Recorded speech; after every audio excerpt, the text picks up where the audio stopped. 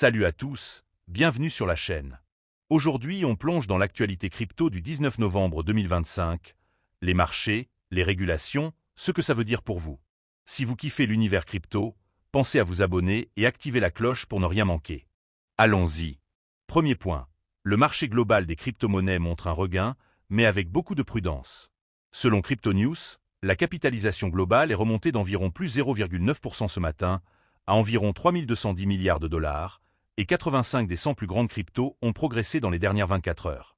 Mais attention, cela pourrait être un simple rebond ou le début d'un retournement plus large.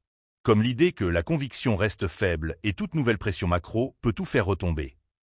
Mon avis, c'est un bon signe de vie après un passage compliqué, mais cela ne veut pas dire que le cycle haussier est de retour. À surveiller, la volatilité reste élevée. Zoom maintenant sur Bitcoin. Il est soutenu près de 88 000 dollars à 91 000 dollars selon les zones de support récentes. Mais on a aussi un slide inquiétant. Bitcoin est repassé sous les 90 000 dollars pour la première fois depuis avril 2025. Les altcoins, quant à eux, montrent des signes de vie. Certaines valeurs plus spéculatives rebondissent tandis que Bitcoin stagne. Mon avis, c'est un moment clé. Si Bitcoin ne se stabilise pas durablement, les altcoins pourraient s'effondrer aussi. Mais si Bitcoin confirme un support, cela peut ouvrir une fenêtre pour les altcoins. Personnellement, je penche pour une consolidation avant un véritable rebond. Changeons de perspective, les facteurs macro et réglementaires pèsent lourd. Par exemple, les investisseurs ont retiré environ 523 millions de dollars du ETF Bitcoin de BlackRock, ce qui est un record de sortie.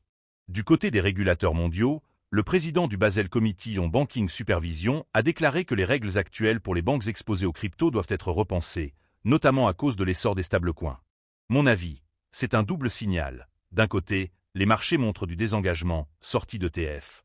De l'autre, les régulateurs veulent encadrer plus strictement.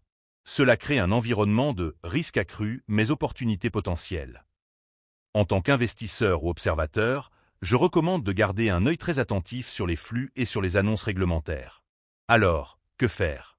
Si vous détenez des cryptos, ce n'est pas le moment de se reposer sur ses lauriers. Pensez à sécuriser vos positions, peut-être réduire l'effet de levier, et diversifier si vous ne l'avez pas encore fait. Si vous pensez entrer, attendez un signal clair de stabilisation, exemple, Bitcoin tenable au-dessus de 90 000 dollars ou breakout significatif. Et rappelez-vous, ceci n'est pas un conseil financier. Toujours faire vos propres recherches. Mon avis final, le marché est à un carrefour. Soit on repart vers un rebond significatif, soit on amorce une nouvelle phase de consolidation voire correction. Personnellement, je pense qu'on va vers une consolidation prolongée avant une vraie reprise. Merci d'avoir regardé cette vidéo sur l'actu crypto du 19 novembre 2025.